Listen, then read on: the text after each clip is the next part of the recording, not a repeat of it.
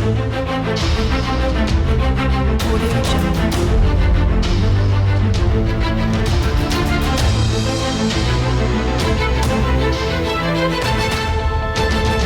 Audio Jungle.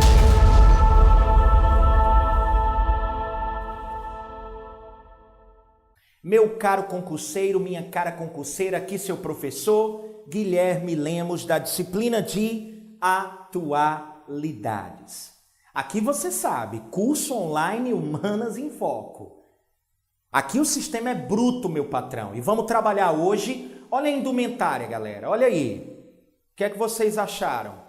Abandonei um pouco o estilo mais social, a blusa continua de botão, mas obviamente a manga não é longa, e uma blusa aí estilo jogador de beisebol, né? Algo bem, enfim. Eu gostaria de gravar hoje com vocês uma aula que na realidade retrata um mega evento esportivo. Eu vou trabalhar com vocês Rio 2016, os primeiros Jogos Olímpicos da América do Sul. Solta a vinheta, Israel.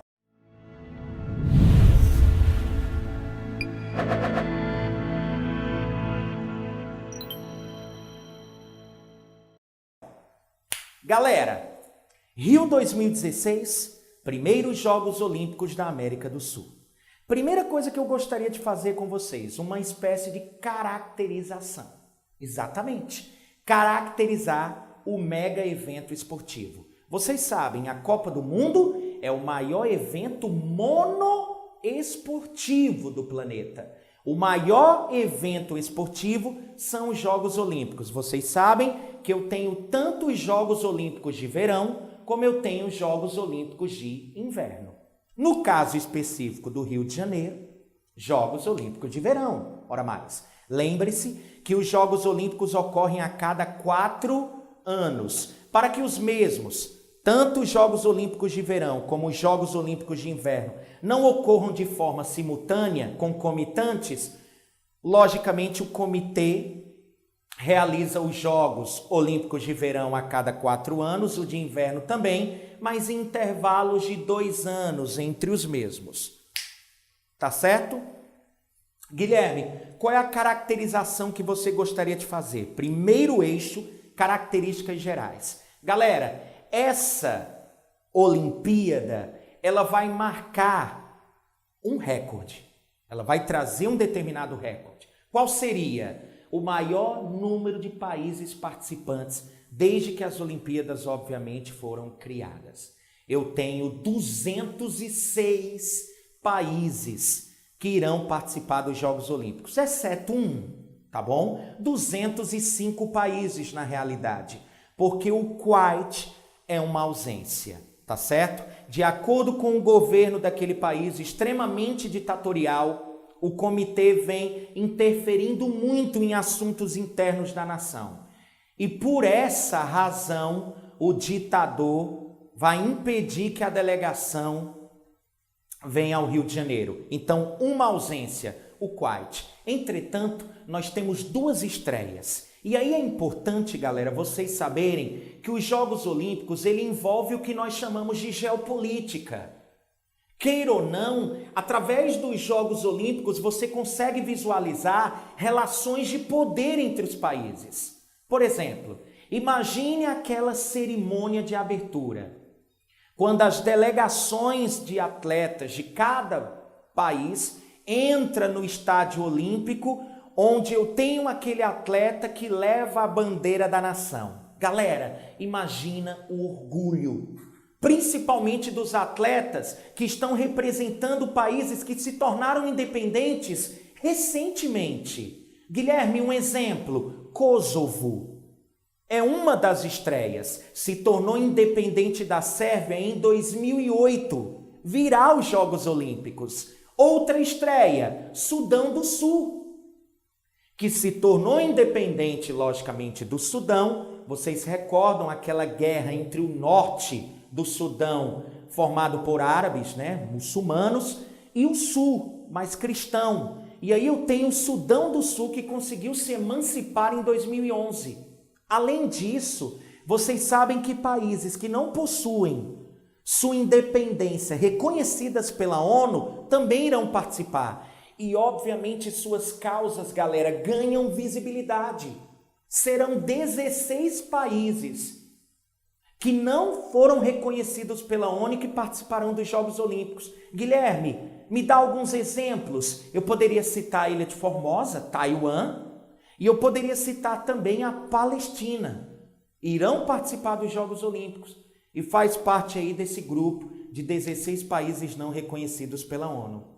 Então, galera, chama atenção essa questão geopolítica, tá certo? Chama muita atenção. Lembre-se vocês que os Jogos Olímpicos de Verão Rio 2016, você também pode chamar de Jogos Olímpicos da Era Moderna.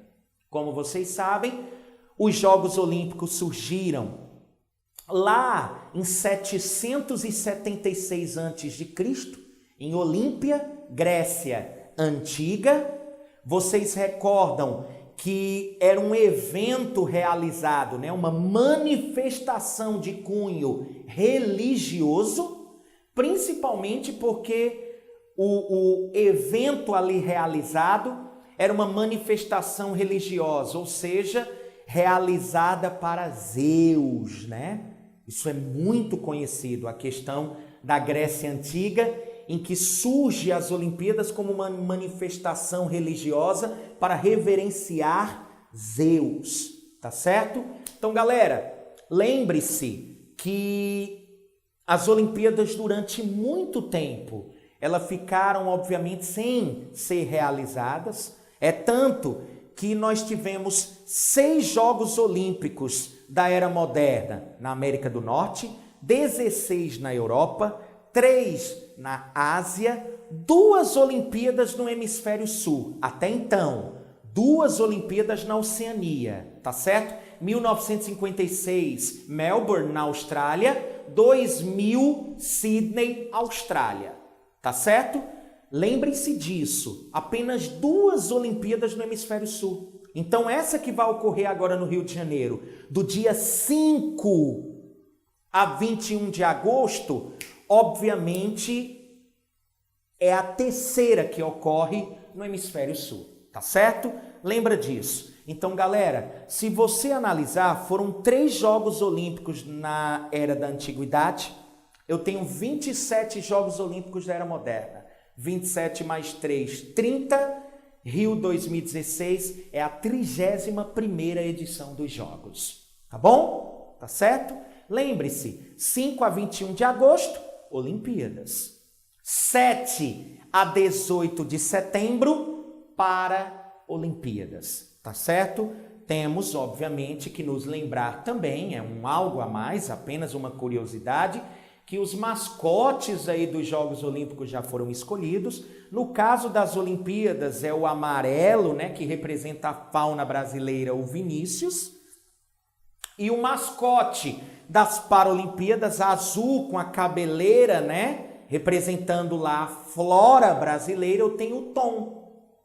E aí, logicamente, uma homenagem, creio eu, muito justa, Vinícius de Moraes e Tom Jobim, pais da Bossa Nova, e obviamente a composição Garota de Ipanema, que tornou o Rio de Janeiro mais conhecido internacionalmente, né? A música é muito gostosa de ouvir, você fecha os olhos, obviamente, se sente uma das praias da cidade maravilhosa. Então, galera, uma homenagem muito justa e aqui pontuada para vocês, tá bom? Essas são algumas características gerais que, obviamente, pode aparecer. Quais seriam as modalidades esportivas que são novidades? Galera, obviamente, nós temos uma Olimpíada que envolve em torno de 42 modalidades esportivas.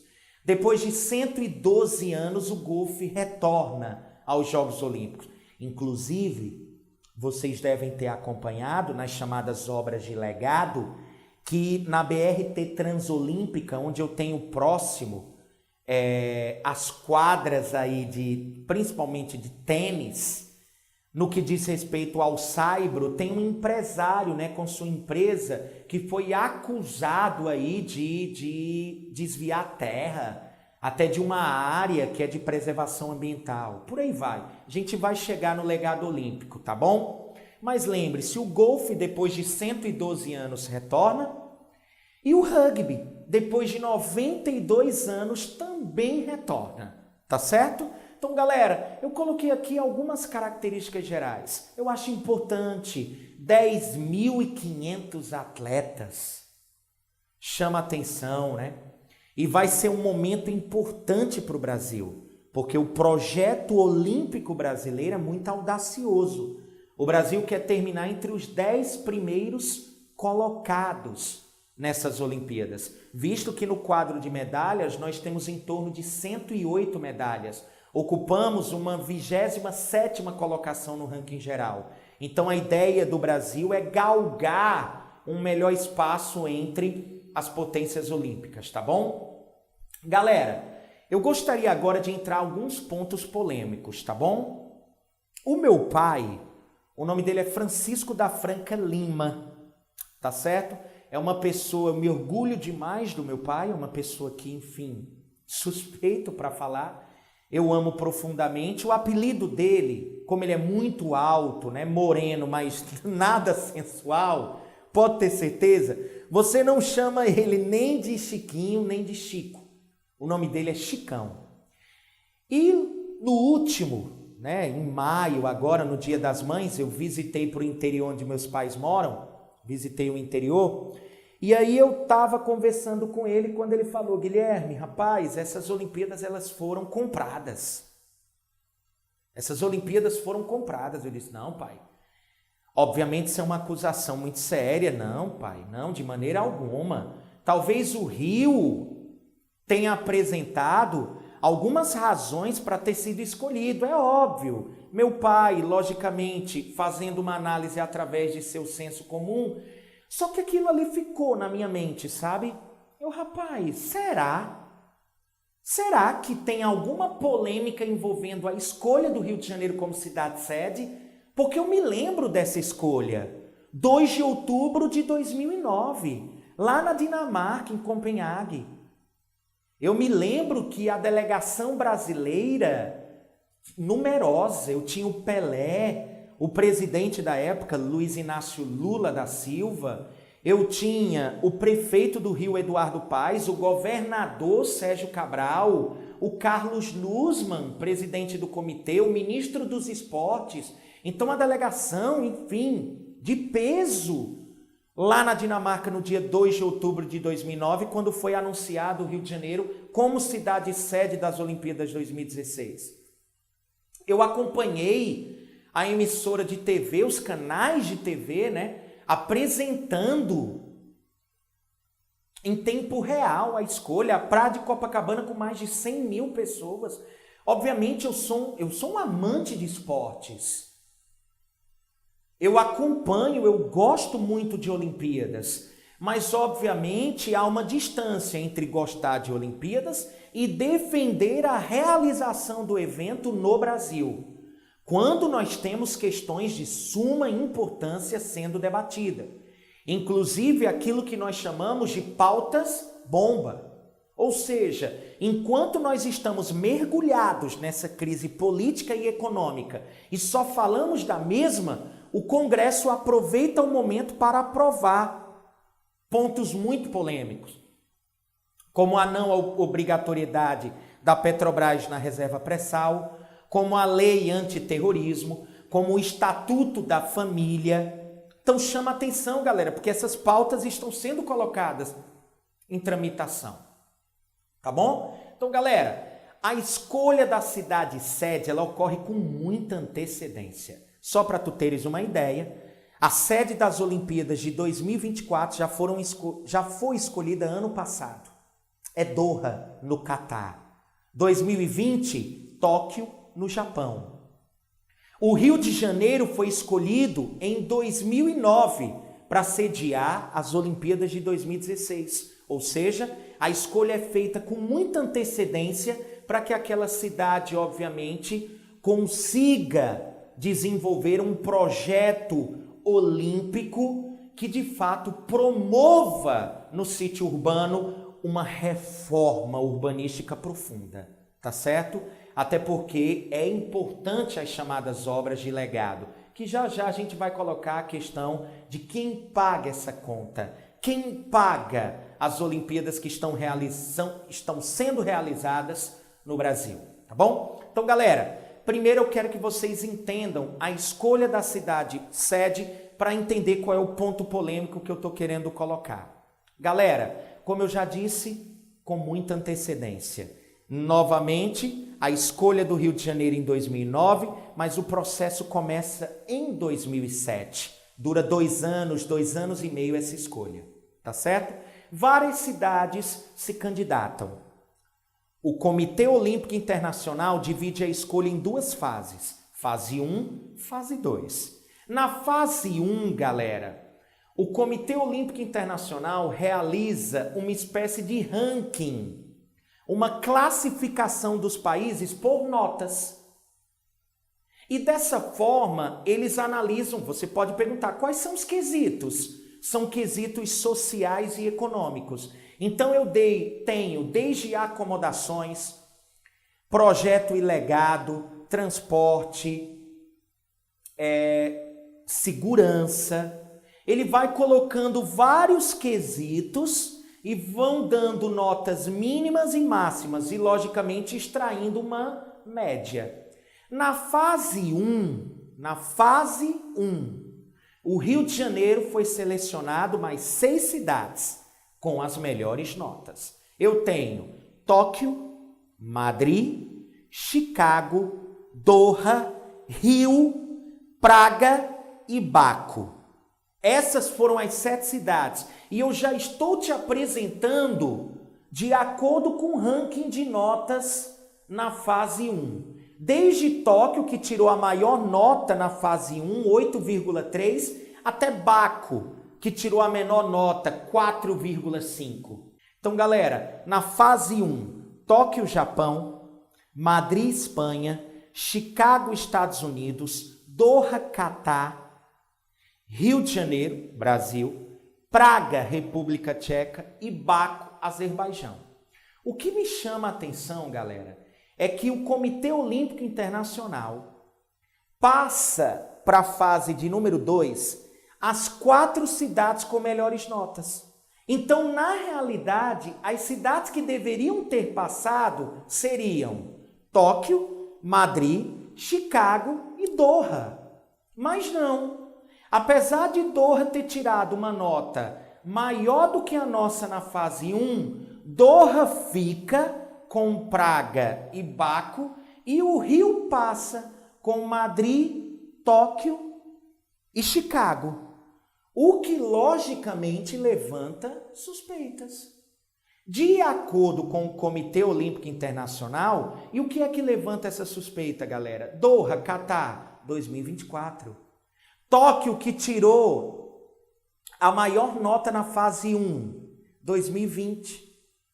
Ou seja, cidades que estavam melhor colocadas que o Rio de Janeiro, que não foram escolhidos para as Olimpíadas de 2016, mas obviamente já foram escolhidas para as próximas, para as Olimpíadas seguintes. Então isso chama a atenção. De acordo com o Comitê Olímpico Internacional, o pretexto, a desculpa que foi dada, a justificativa, primeiro, já era a 4ª tentativa do Rio. O Rio já havia tentado em 1936, Berlim, Alemanha, ganha. 2004, Atenas, na Grécia. 2008, nós não nos candidatamos, Pequim, na China.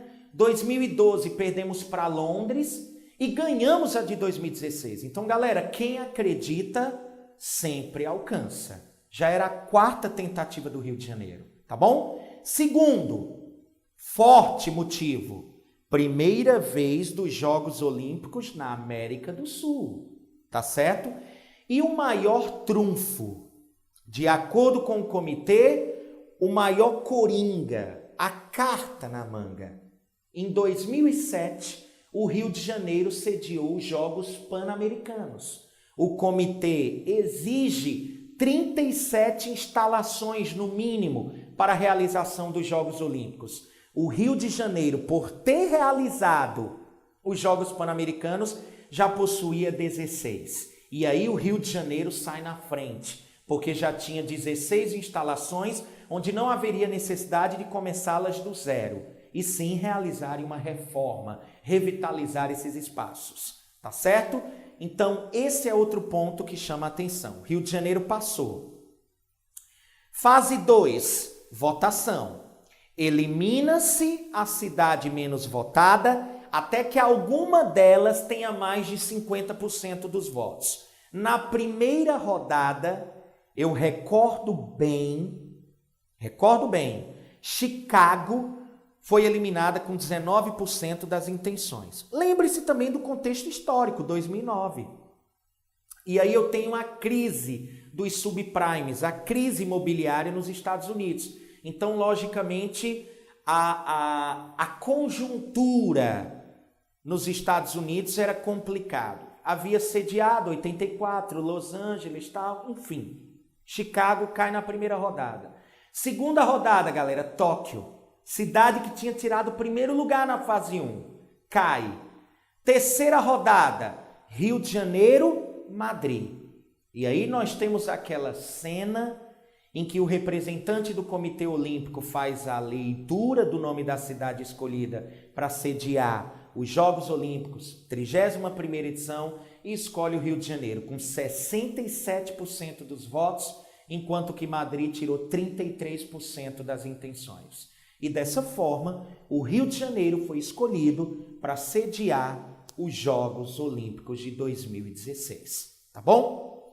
Guilherme, eu confesso para você que eu estou acompanhando essa aula, mas o meu espírito olímpico está muito rarefeito.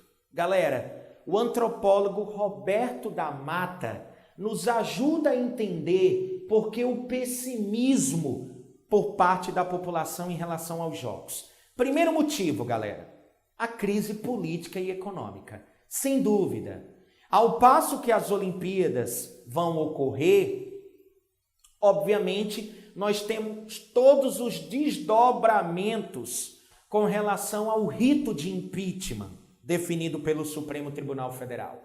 Além disso, nós temos uma crise econômica latente, todos os meios de comunicação falando sobre os mais de 11 milhões de desempregados, sobre a carestia do preço dos produtos e por aí vai, a famigerada inflação, ok? Um segundo motivo é a ameaça terrorista do Estado Islâmico, que a Associação Brasileira de Inteligência colocou como real. Vocês recordam que há 4 meses, em uma conta no Twitter, foi identificado um combatente do Estado Islâmico de nome Haushard Maximi Haushard, em que ele falava que o Brasil seria o próximo alvo. Não disse onde, quando, como.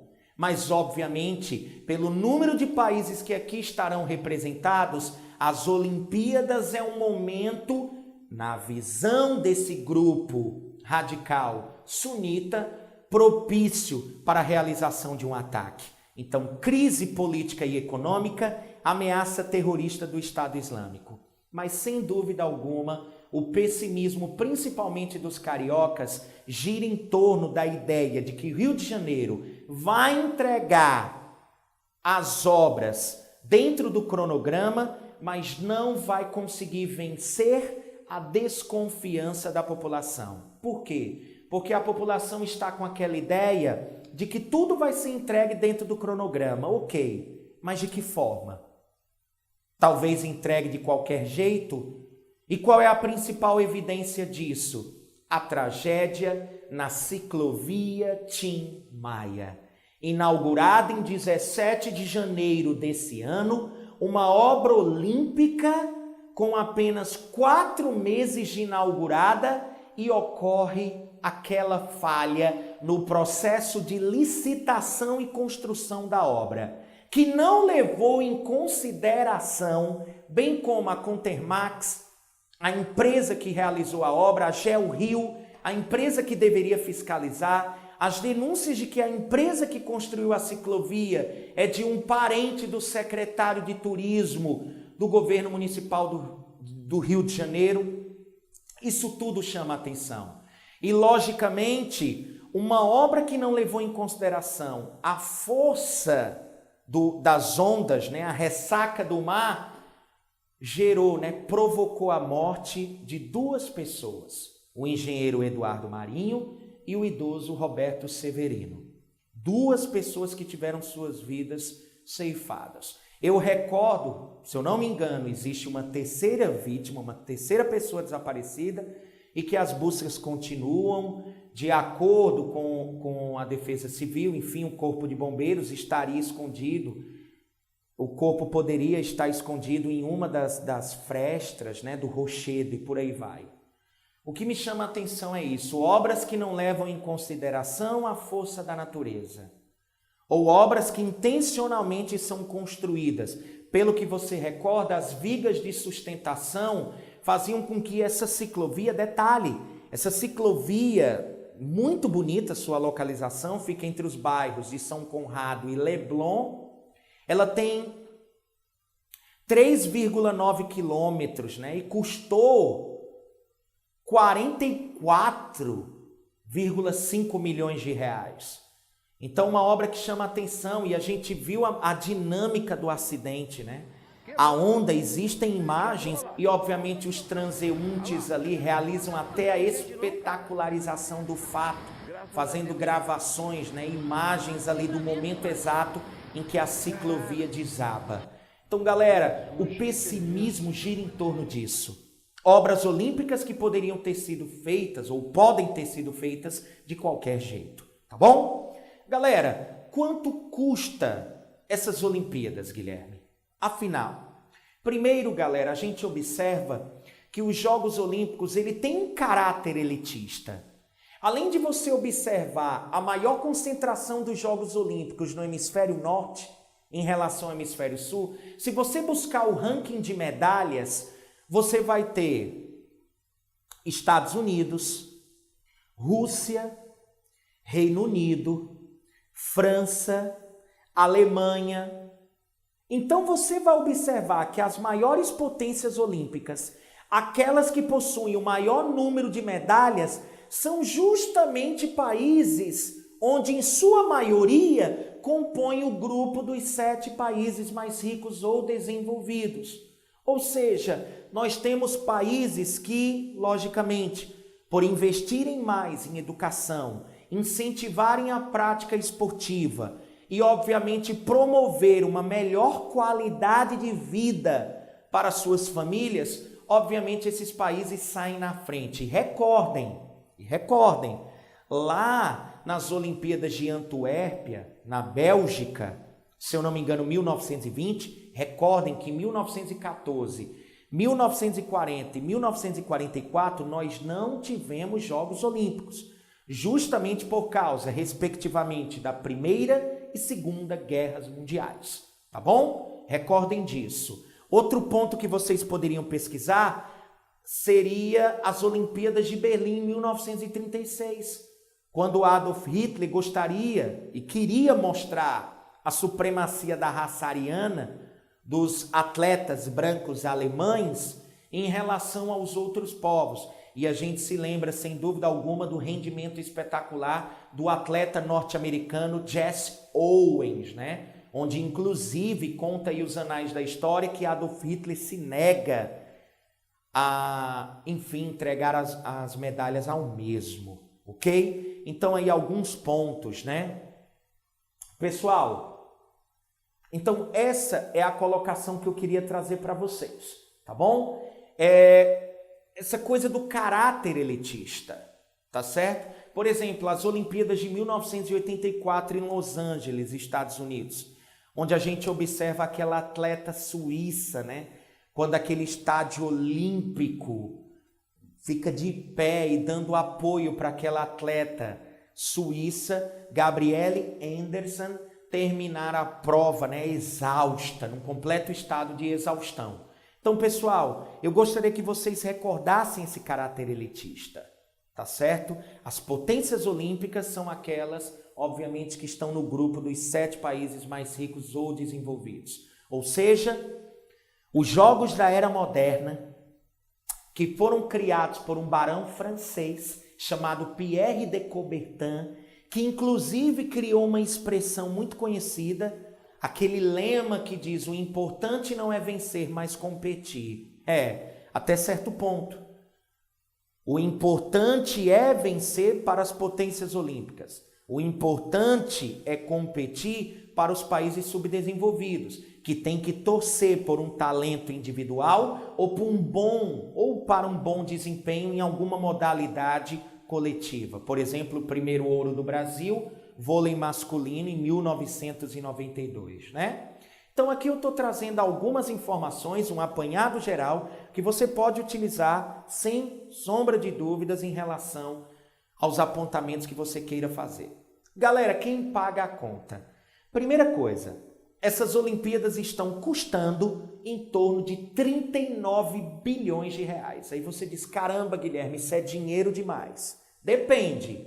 Se você colaborar, ou pelo menos tentar colaborar eu não quero, né? Comparar os Jogos Olímpicos e o gasto com os Jogos Olímpicos Rio 2016 com as duas edições dos Jogos Olímpicos anteriores, você vai observar que a nossa Olimpíada está sendo realizada com menos volume de capital. As Olimpíadas em Pequim, na China, 2008, e em Londres, 2012, Inglaterra, eu tenho um gasto da ordem de 15 bilhões de dólares, em torno de 60 bilhões de reais.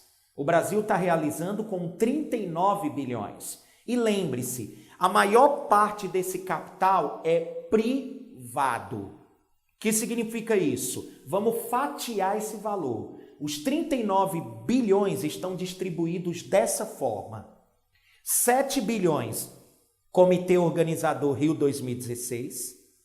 7,4 bilhões, Autoridade Pública Olímpica. E 24,6 bilhões, as chamadas obras de legado, o plano de políticas públicas, tá bom? Então, galera, com relação ao comitê, os 7 bilhões investidos pelo comitê, afinal, esse dinheiro, ele vem da onde? Primeiro, galera, você sabe que o comitê, ele organiza o quê? Primeiro, a abertura dos jogos, o pagamento dos funcionários. Chama atenção esse ponto. Pagamento de funcionários. Vocês sabem que um dos legados olímpicos seria a geração de empregos.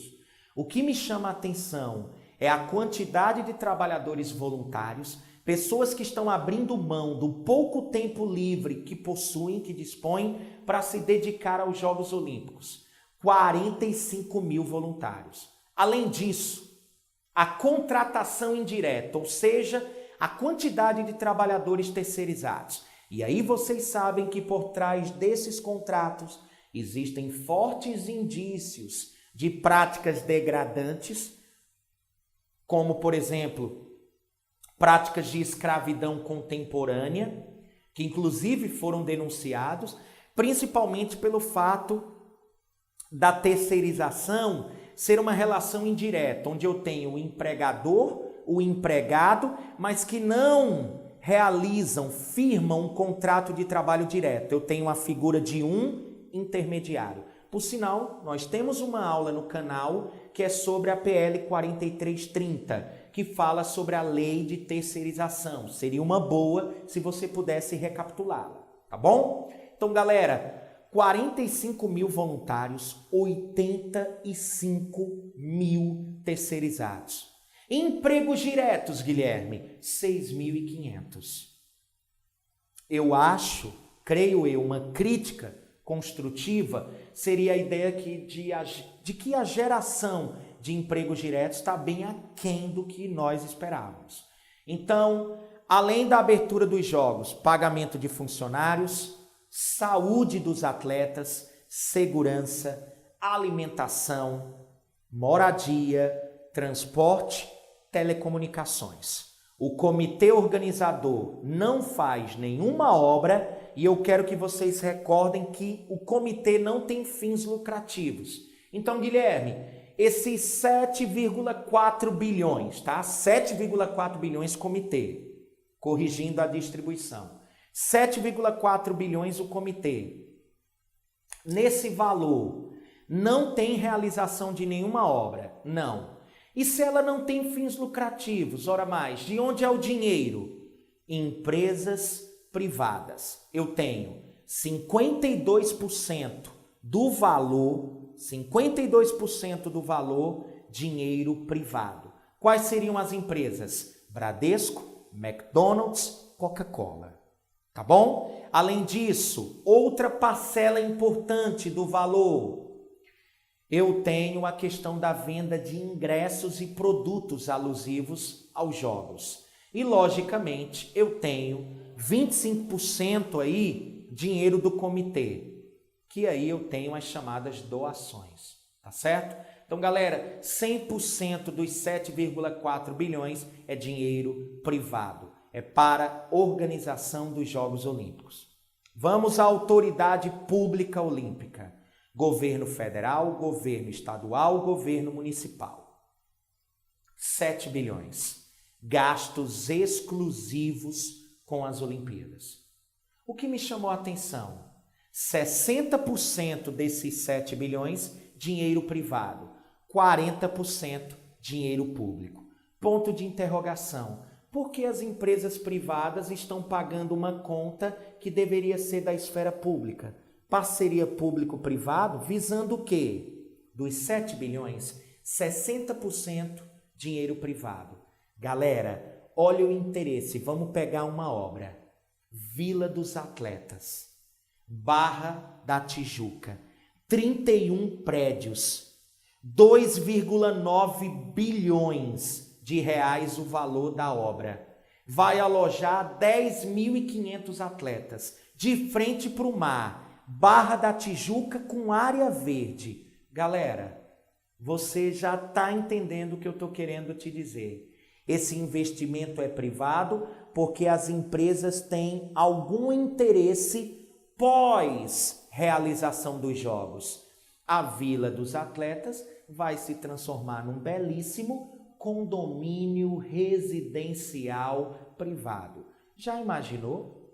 Morar num apartamento de frente para o mar, na Barra da Tijuca, com área verde, todo conforto, e ainda morar num apartamento que alojou o medalhista olímpico Michael Phelps? Bom, eu gostaria muito, mas infelizmente não tenho poder aquisitivo para isso. Ou seja, galera, há um interesse em relação a essas obras. Outro ponto, os 40% dinheiro público. 2 exemplos. Maracanã e a Arena do Futuro. O que me chama a atenção é que no caso específico da Arena do Futuro, o governo meio que reconhece a ausência de investimentos que obviamente façam com que crianças tentem o esporte, né? Até como uma profissão. Por quê, galera? Porque a Arena do Futuro, após os Jogos Olímpicos, vai se transformar em 4 escolas municipais. Eu não estou dizendo que eu sou contra a construção de escolas municipais, ao contrário. Mas eu acredito que no entorno dessa arena, essas escolas poderiam ser construídas e a Arena do Futuro fosse utilizada para a finalidade de sua construção. Até como incentivo para que esses alunos ingressem no mundo esportivo de fato, de maneira até buscando se profissionalizar. É isso que me chama a atenção, galera. Tá bom? 60% privado, 40% público, no caso específico dos 7 bilhões, autoridade pública olímpica. E nos resta o maior volume, 24,6 bilhões, que eu chamo de obras de legado. Aqui, galera, eu vou citar as principais para vocês. Veículo leve sobre trilhos, conexão Barra Deodoro, a BRT Transolímpica, tá certo? Eu tenho a revitalização do Porto Maravilha, tá certo? E o metrô linha 4, conexão Barra Ipanema, tá certo? Essas seriam as principais obras de legado, tá bom? Guilherme, eu acredito ter colaborado e muito nessa questão com relação aos Jogos Olímpicos. Preocupado? Muito. Os Jogos Olímpicos estão se aproximando, faltam poucos dias. Eu acredito que esses Jogos Olímpicos irão vingar, mas há um ponto muito interessante. Essas obras de mobilidade urbana, as obras do projeto olímpico, visam integrar, pelo menos na sua teoria, a integração que está lá contida nos 5 anéis, né, entrelaçados. O que me chama a atenção, galera, é o número de famílias que estão sendo removidas. Ao todo, 22 mil famílias. Para quem não sabe, os 32 locais de competição estão distribuídos em 4 regiões, que justamente estão passando por um processo de especulação imobiliária. O valor dos imóveis estão aumentando muito, é tanto que até a hotelaria está cobrando aí, já há denúncias com relação a de turistas, de consumidores, com relação à cobrança de preços exorbitantes nas diárias desses hotéis. E aí me chama a atenção que em Deodoro, Barra, Maracanã e Copacabana, eu vou ter, logicamente, a valorização dos imóveis. E a prefeitura está realizando um processo de remoção. 22 mil famílias ao todo. O que me chamou a atenção é a distribuição destas. 4 mil estão sendo removidas, porque, de fato, as obras olímpicas passarão por essas áreas, ou seja, as obras de interesse público, né? E aí a ideia de que o interesse privado é colocado num papel secundário. E a questão de que 18 mil famílias estão sendo removidas porque vivem em áreas de risco. O que é que estão fazendo com essas pessoas? Elas estão sendo removidas, estão sendo levadas para as áreas mais periféricas. Se eu não me engano, o governo está financiando uma casa pelo programa Minha Casa Minha Vida, do governo federal, criado em 2009, e estão recebendo uma indenização com base no imóvel em que vivia. Então, obviamente, o valor dessa indenização é inferior ao que, de fato, os moradores deveriam receber. E aí muitas dessas pessoas estão tendo que se deslocar diariamente porque trabalham no centro. E aí eu tenho o aprofundamento das migrações pendulares, o movimento de ida e volta dos trabalhadores do seu local dormitório para o local de trabalho e o movimento contrário ao final do dia. E além do aprofundamento das migrações pendulares, eu tenho deslocamentos que ultrapassam 4 horas de duração. Então, afinal, esses Jogos Olímpicos deveriam integrar, esses Jogos Olímpicos devem melhorar a qualidade de vida da população. Pergunte a essas 22 mil famílias o que os Jogos Olímpicos representam. A saída dos locais em que viveram por décadas. Outro ponto, analise, por exemplo, a Suécia, que não aceitou, nem quis se candidatar para ser sede dos Jogos de Inverno 2022. Cracóvia, na Polônia, foi feito um referendo público em que a população deveria opinar se queria construir uma estação de metrô, ciclovias, melhorar a segurança com a colocação de câmeras em algumas vias de trânsito rápido. E lá estava a sediar os Jogos Olímpicos de Inverno 2022. E a população aprovou as 3 últimas medidas e não aprovou, foi contra a realização dos Jogos Olímpicos de Inverno. Então, de fato, essa reforma urbanística irá ocorrer. Nós temos experiências positivas, por exemplo, Barcelona, que após os Jogos Olímpicos, de fato, ganhou visibilidade. Os Jogos Olímpicos traz isso, além de uma reforma urbanística, a questão de lastrear sua imagem internacional. Barcelona galgou resultados positivos. Mas Seul, na Coreia do Sul, que, por exemplo, teve um processo de remoção de famílias arbitrário que foi realizado naquele espaço, naquele sítio urbano. Então, galera, informações importantes que pode cair na sua prova, a questão do legado olímpico, e eu espero ter colaborado minimamente, tá bom? Finalizamos aqui, até a próxima, se Deus quiser.